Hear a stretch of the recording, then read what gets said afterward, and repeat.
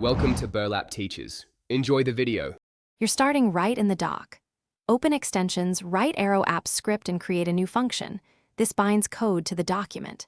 Next, grab the sheet ID from the Google Sheet URL and paste it into a variable in your script. Make sure your doc has structured content, tables, or clear paragraph delimiters so the script can parse rows. Once done, save the project with a recognizable name so you won't mix it up later when you call Spreadsheet app. Open by ID. Now implement the core, read the doc body with document app.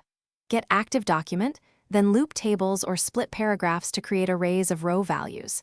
Transform text into arrays matching your sheet columns. This prevents misalignment. Open the target sheet with Spreadsheet app. Open by ID, sheet ID. Get sheet by name, sheet 1, and use sheet. Get range, start row 1 data, length data 0, length, set values, data, to paste everything in one call.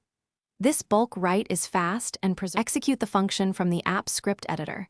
The first run asks you to authorize access to Drive and Sheets, grant the scopes.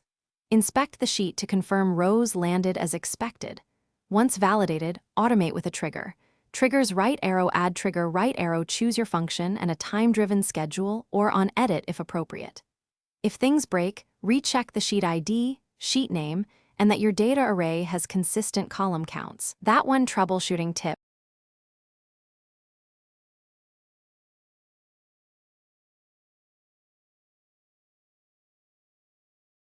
Thanks for watching. Consider subscribing if this video helped you.